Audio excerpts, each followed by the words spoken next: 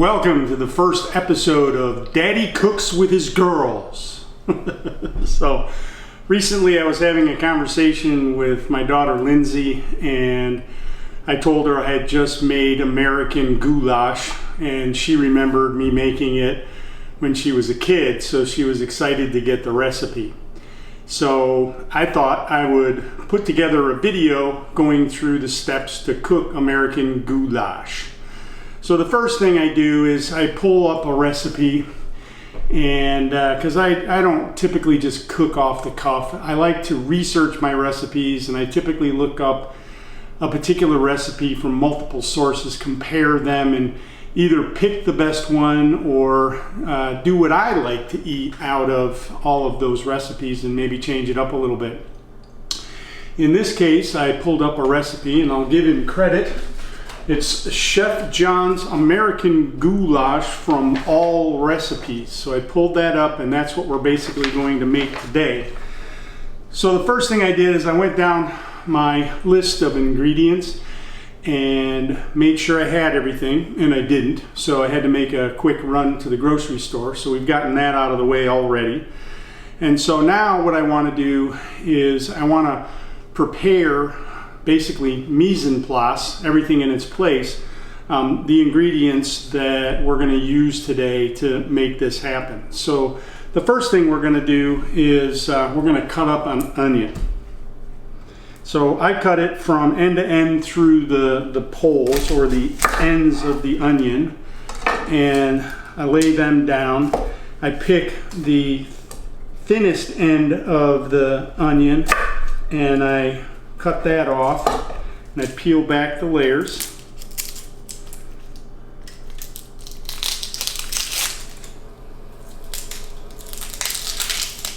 Now when you're cutting an onion, it's typically going to tell you it wants a diced onion, a sliced onion. It may be a small dice, a large dice. So you kind of start the same way each time. Let me throw this away. But then you just go about it a little bit differently. So let's start this one as well. We're going to do a whole onion.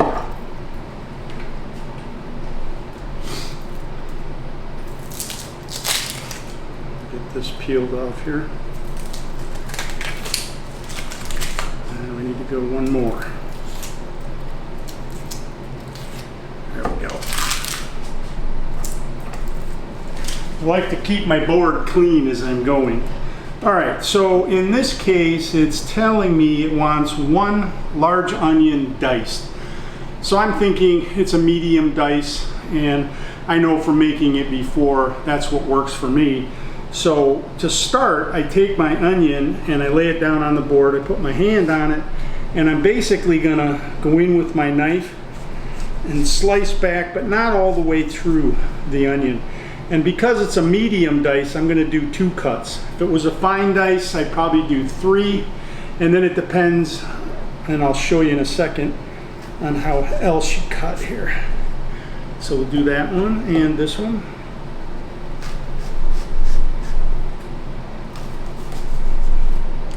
Okay, now what you'll do is you'll come in here, and I want to make it the size that wide that I'm going to end up with as a dice, and this will be a medium dice. So then I come back and I just slice, and I get them the same size each time, and that gives me a product that basically is going to cook at the same rate because they're all the same size.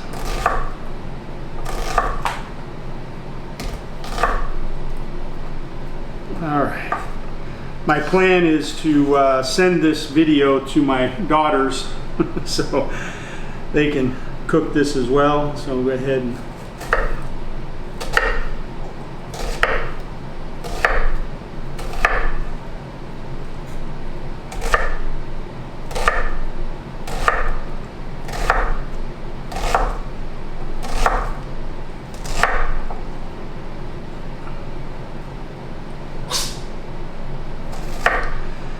I found that if I breathe out of my mouth while I'm cutting an onion, I don't cry as much. Okay, we got the onion ready. I'm going to transfer that to a bowl.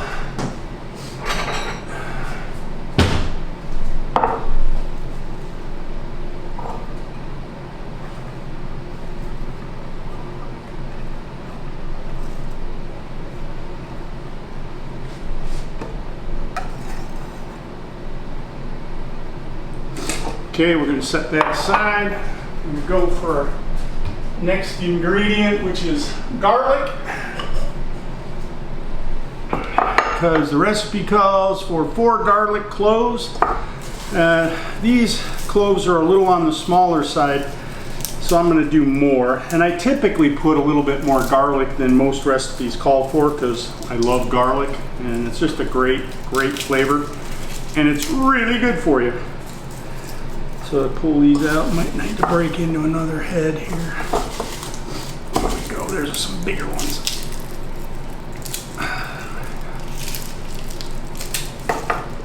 Yep. We keep our garlic in this little clay pot. Lets the air get to it. Doesn't get all moldy. All right. So first thing I'm going to do is get the skin off. Use the side of my knife to crunch it. And we'll peel the garlic skin right off. The garlic I used to get in California was typically a little bit bigger, which kind of makes it easier. The clove tends to be a little smaller here in Nashville. Actually, we're about 30 miles south of Nashville in a town called Murfreesboro. It was a site of a Civil War battle. So there's a big park here where the battlefield is. All right. So we've got the garlic ready to go. I'm going to use a garlic press to put it into the pan. And so on the stove, you can see I've got a Dutch oven, and it's a cast iron with ceramic coating on it, and it makes a great thing for this type of dish. But if you just got a big pot, you can still do it just fine. So what we're going to do basically is we're going to get our hamburger, and this is an 85-15. Most of the hamburger in the grocery store is going to be 80-20. If you use a little leaner hamburger, you probably won't have to drain the fat off. But if you use 80-20, you probably might want to drain it before you move on after browning. But let's get started with that.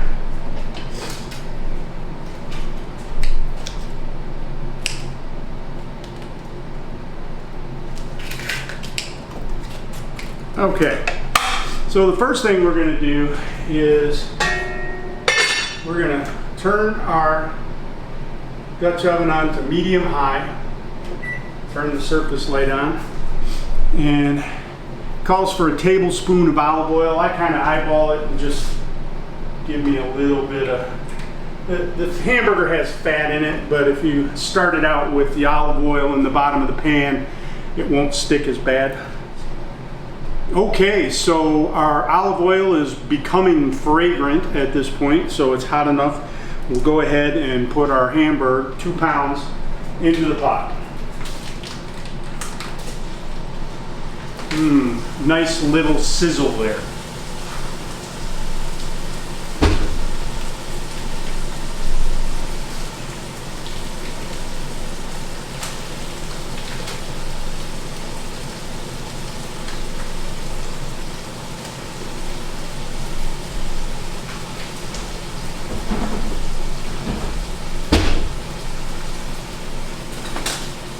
Yeah, I use it like a wooden spatula. I use these things all the time. And I'm basically going to just break up the hamburger in the bottom and get it brown.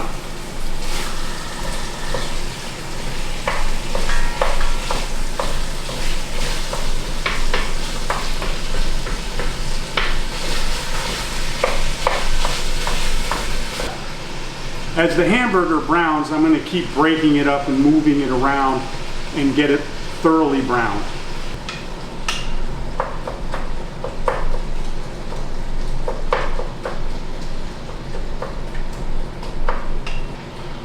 Okay, the meat's starting to brown now, so I'm going to add our onion because we want to cook that with the meat.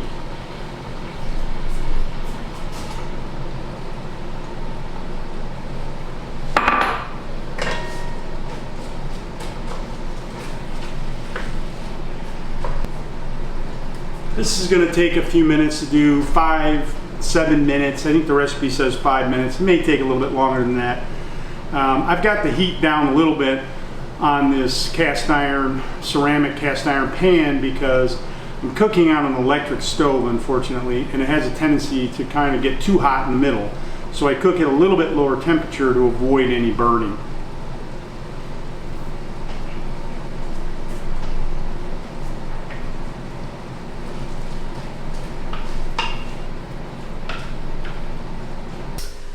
Once the hamburger is pretty well browned, you're going to still want to cook off most of the moisture, but at this point you can add the garlic.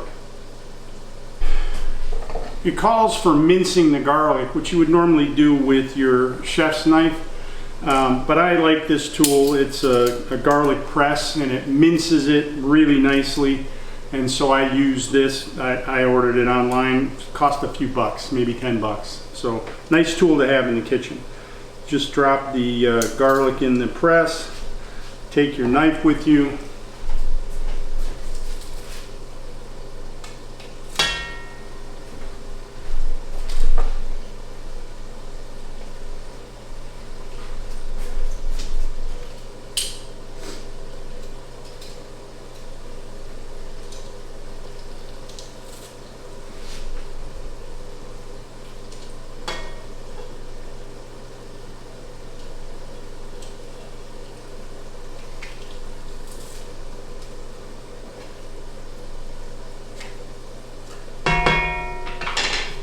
one more piece here. You add the garlic a little bit later because you don't want the garlic to burn. If garlic gets burnt at all, it starts to get bitter. One thing about this garlic press, however, is you want to clean this thing right after you use it, because if you let the garlic dry in the press, it's pretty much like garlic cement.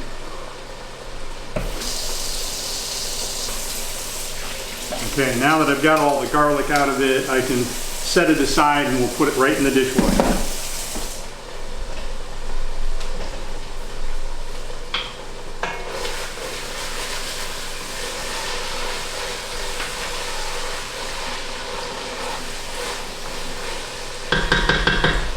Okay. All right, so now that we've added the garlic, we're going to add salt and the black pepper. It's asking for 2 teaspoons of kosher salt. I don't normally measure them out, but in this case I will.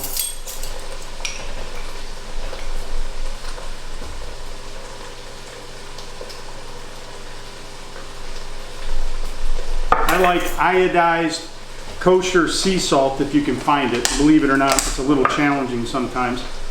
Black pepper, 1 pinch, ½ teaspoon. I'm just going to grind it.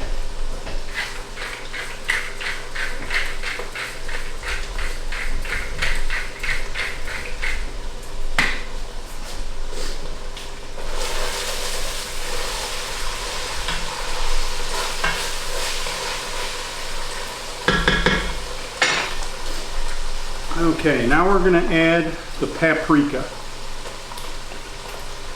2 tablespoons. Tablespoon's a lot, but this dish is all about the paprika.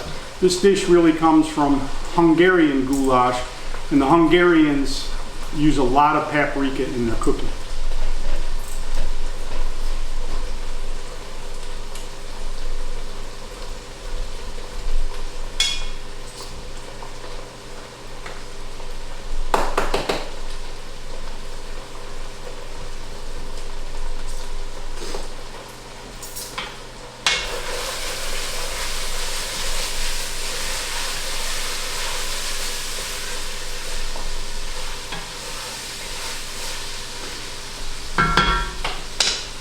The paprika adds a lot of flavor. And now we're going to add the heat to this dish, which is the cayenne pepper. Now it calls for, let's make sure I got this right, 1 pinch, which is probably 1/4 teaspoon. I like mine a little spicier, so you can put in as much or as little as you want. If you're making it for kids, you probably want to stick with that pinch of cayenne pepper just for a little touch, but I'm going to add just a touch more because Jill and I really like it more spicy.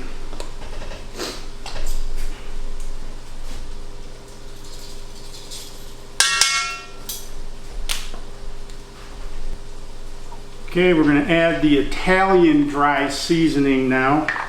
This is a brand new jar. And we're talking about 2 teaspoons.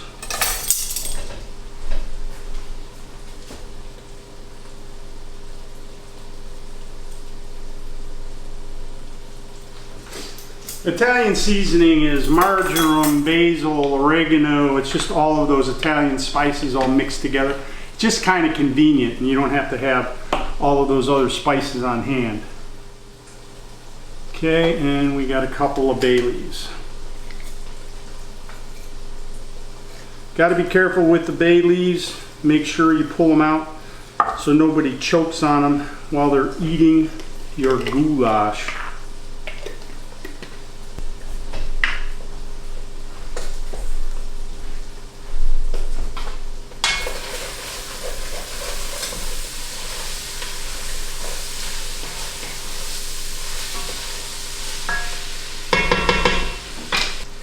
Alright, this is where we're now, after about 3 minutes of cooking this down, after you put the spices in, now you're going to want to add your chicken stock. And basically it calls for a quart, so it's a whole container.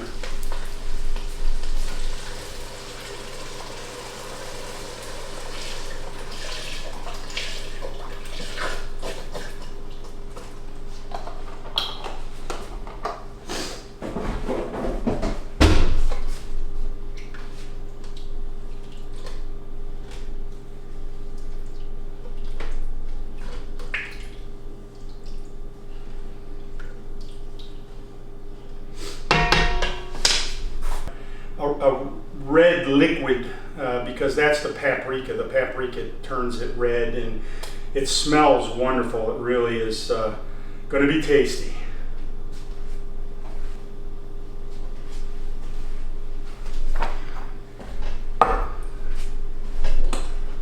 Once we have our chicken stock in, the next thing we're going to put in is the diced tomatoes.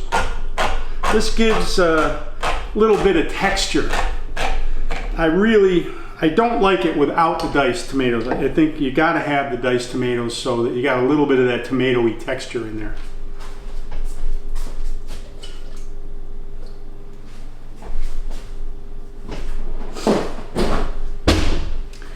Okay, and now we're going to add the marinara.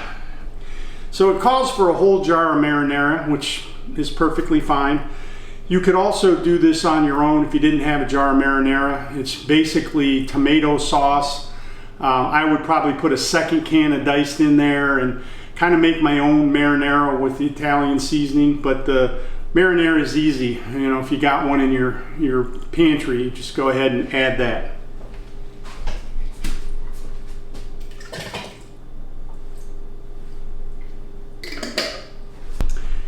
Okay, I'm going to take a cup of hot water and rinse out my jar, and I'll put that in rather than just putting a cup of water in. That way I get all of the marinara sauce.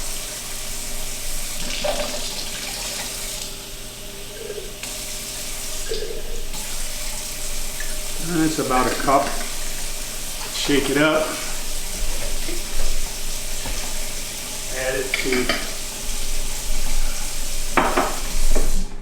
Okay, we have soy sauce, which I didn't bring out.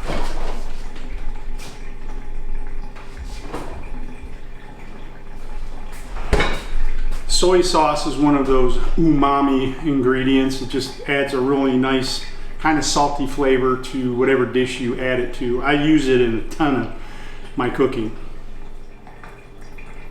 2 tablespoons.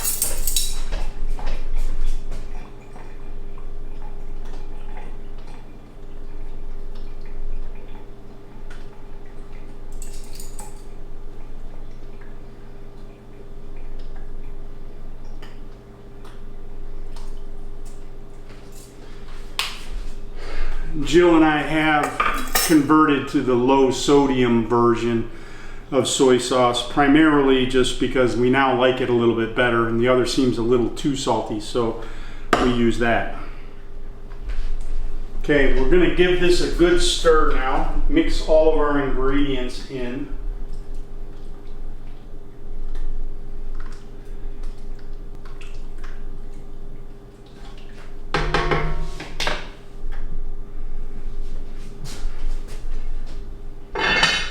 I'm going to turn this up now to bring it basically to a simmer, and then we're going to let that simmer for 30 minutes.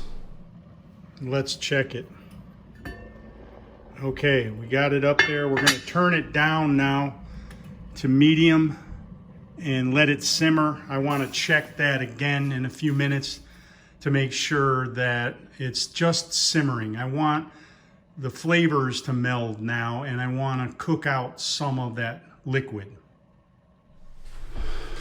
Okay, while we're letting that simmer, we're going to prepare some Italian flat leaf parsley, which we'll add in towards the end of cooking. Calls for about 1/4 cup, so about that much once we chop it all up. We'll put this back in the refrigerator.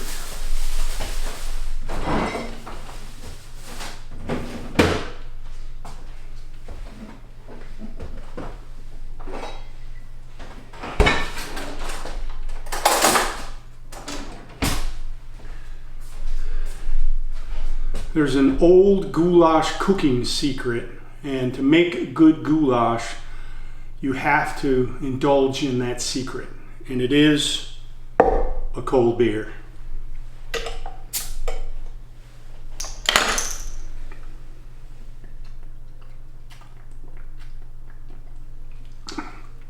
Oh boy, that's good. It's one of the nice things about cooking is a glass of wine, a cold beer. Ugh, so good.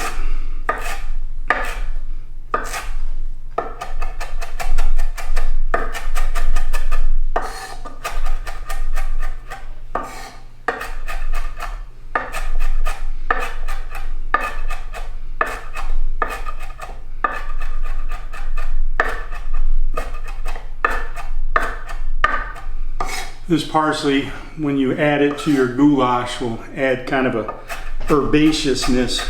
It'll lighten it up a little bit.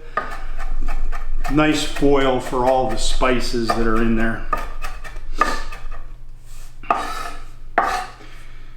Okay, I'm making one other change today to the recipe, and it's just personal preference. Basically, let me grab these.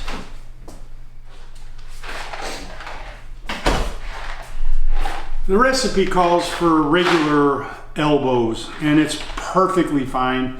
I've had it that way many, many times. Actually, more times than I've had it with cavatappi.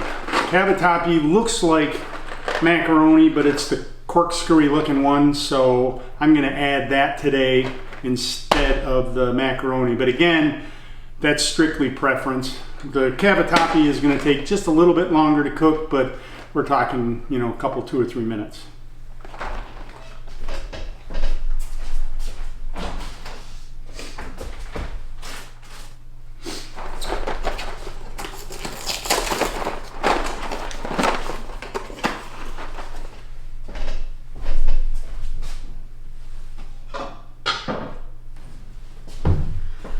The recipe calls for 2 cups of pasta, so that's what we're going to put in here. Oops, I might have gone a little over. It's like cheese, you can't have too much pasta.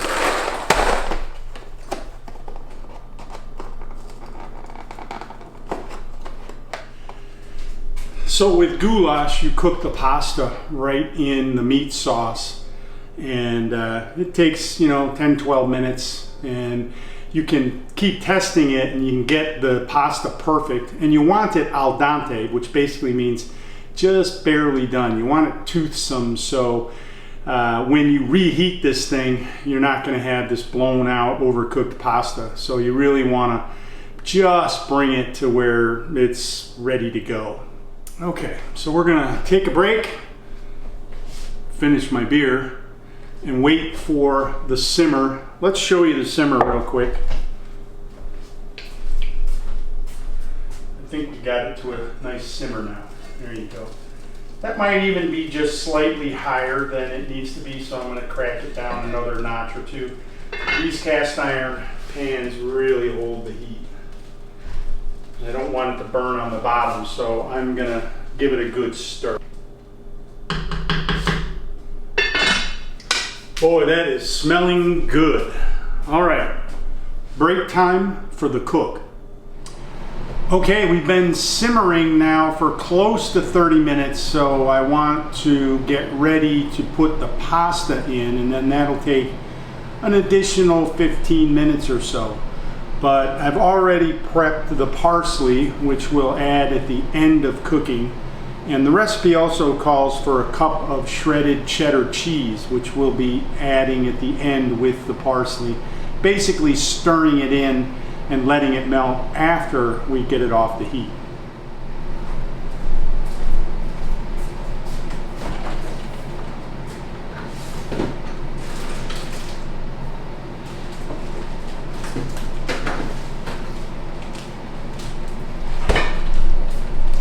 The recipe calls for white cheddar, but I have a ton of yellow medium cheddar here, and that's what I like, so that's what I'm going to use today.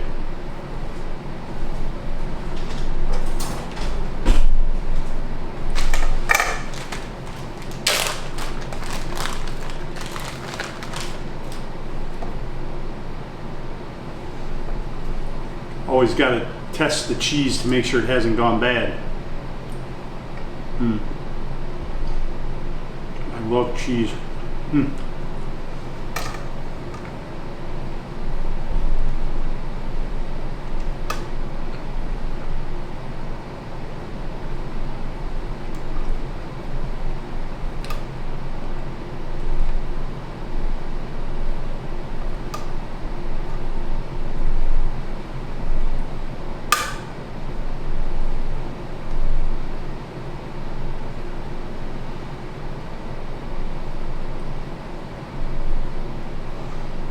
Okay, that's not quite a cup, so I need to open the second one. And there's always that little piece that I cut off the end to open the package, so.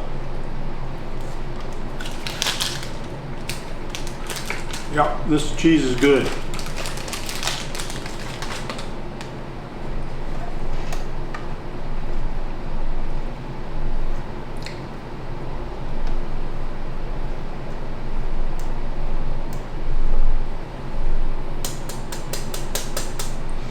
Okay, I would call that about a cup. Let's get a new bag.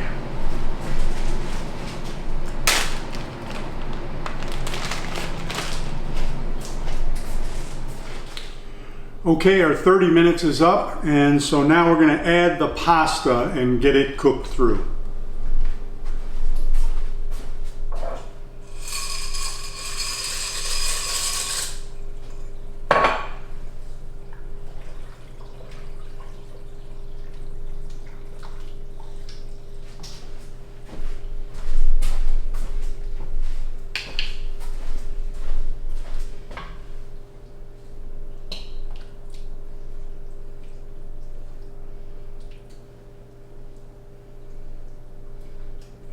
Be good.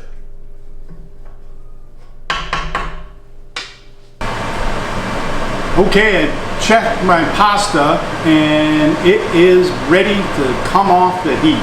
So let's do that.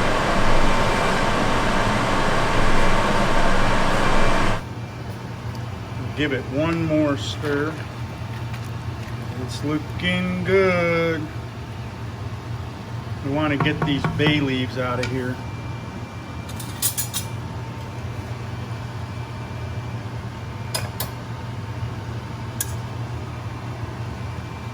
You got to remember how many you put in so you can get them out.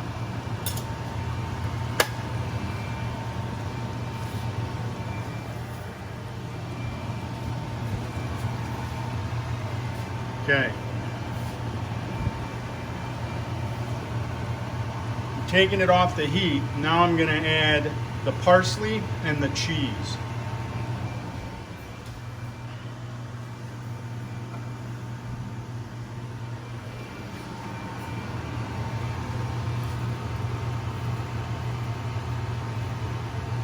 Add a little bit more here.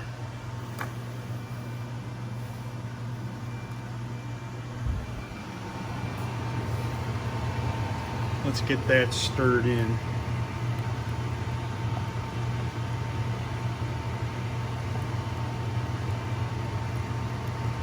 You add the parsley last so you don't cook that herbaceous taste out of it.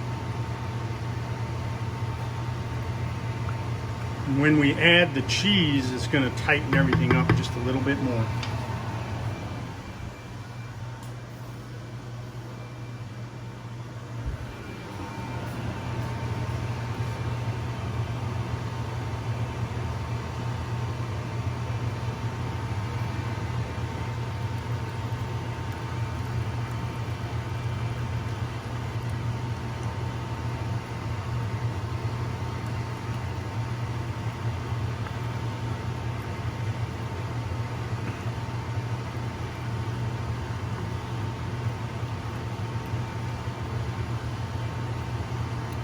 And when you're having your goulash, you can always add some shredded cheese on top if you'd like.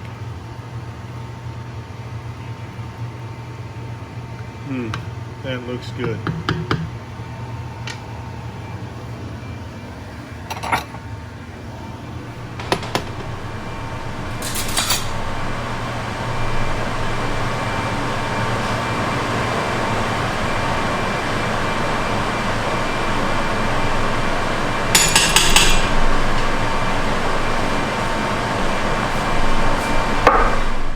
Goulash was one of my favorite things as a kid, and I loved making it for my daughters because they really enjoyed it as well. This is one of those dishes that it's better the next day. When you put it in the fridge, gives it even longer time to meld all those flavors together, and it's really delicious. You definitely want to let it come to room temperature before you put it in a container and then put it into the refrigerator to store it. This will store for several days. It's got the acidity of the tomatoes in it, so it'll hang in the refrigerator tightly sealed. It'll also freeze well. You can put this in a bag, a Ziploc bag, throw it in the freezer, take it out a couple weeks later and enjoy it all over again. So let's check it out and see how it came out. Still pretty hot.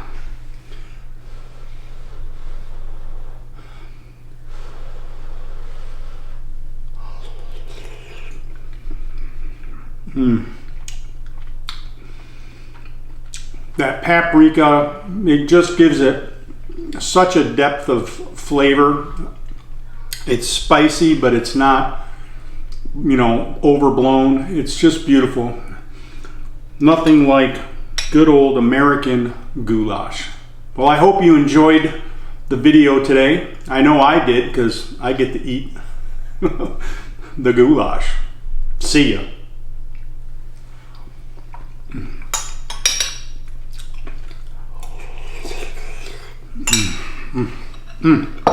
Mm.